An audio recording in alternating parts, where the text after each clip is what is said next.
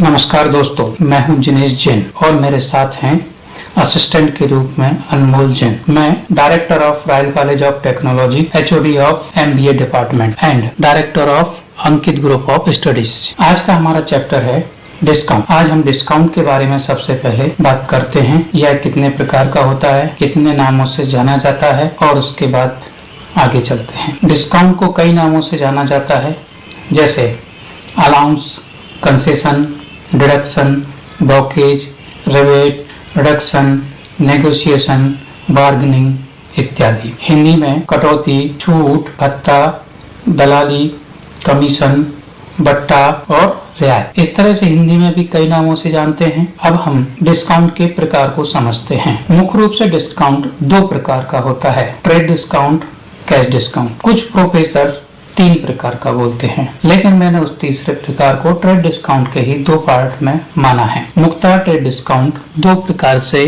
दिया जाता है, परसेंटेज वाइज और free item wise. Trade discount और भी कई रूपों में दिया जाता है उनके नाम, यानी ट्रेड डिस्काउंट के दूसरे नाम। बल्क क्वांटिटी में अगर रिटेलर परचेज करता है तो उसे बल्क क्वांटिटी डिस्काउंट देते हैं। Function discount, parentheticals discount, disability discount, bulk admission, bulk tickets, student pass, employ discount, military discount, age discount, coupon discount, rebate, concession, promotional allowance, ऐसे और भी कई नाम हो सकते हैं। अब हम आपको आगे ले चलते हैं कि ट्रेड डिस्काउंट किसके द्वारा दिया जाता है। Trade discount wholesaler, shopkeeper, manufacturer, supplier, इनके द्वारा जो बायर यानी परचेजर होते हैं या रिटेलर होते हैं, उनको लार्ज क्वांटिटी में माल परचेज करने के अगेंस्ट में दिया जाता है। ट्रेड डिस्काउंट देने के कई उद्देश्य होते हैं। पहला, increase short period sales, move outstanding stock, outdated यानी कि जो आपका माल डेड हो गया हो उसको निकालने के लिए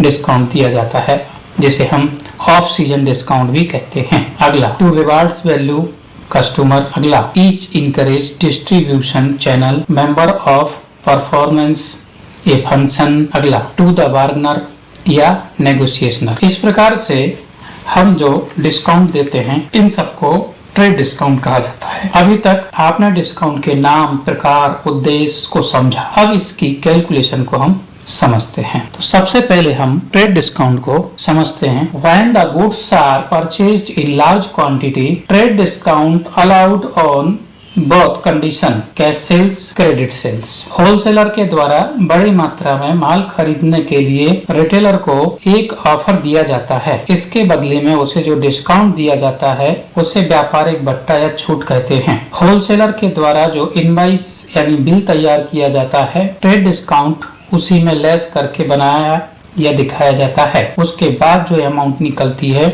उस पर टैक्स की कैलकुलेशन होती है। इसके बाद यदि कोई और चार्ज जैसे कार्टेज, फैट जोड़ा जाता है। ट्रेड डिस्काउंट से अब हम समझते हैं किस किस को लाभ होता है। ट्रेड डिस्काउंट से दोनों ही प्रकार के व्यापारियों को लाभ होता है, खरीदने वाले को और बेचने वाले को। तो हम थोक विक्रेता के लिए समझाते हैं। पहले, थोक विक्रेता का माल ज्यादा क्वांटिटी में बिक जाता है, यानी टर्नओवर ज्यादा, यानी कि प्रॉफिट भी ज्यादा। इसी प्रकार रिटेलर को कम कीमत में माल मिल जाता है, क्योंकि जो डिस्काउंट ज्यादा मिल जाता है इसलिए लिस्ट प्राइस से उसकी वैल्यू काफी कम हो जाती है। तो इस वजह से रिटेलर जो है अगर उसी रिटेल प्राइस पर बेचता है तो उसके बीच का गैप यानी मार्जिन अधिक बढ़ जाता है, और तो इसे हम उसका प्रॉफिट भी अधिक मान सकते हैं। ट्रेड डिस्काउंट परसेंटेज में भी दिया जा सकता है और आइटम की क्वांटिटी में भी दिया जा सकता है। जैसे परसेंटेज में 5%, 10%, 20%। इसी प्रकार से आइटम कई बार फ्री देते हैं, 1 दर्जन पर 1 दर्जन फ्री,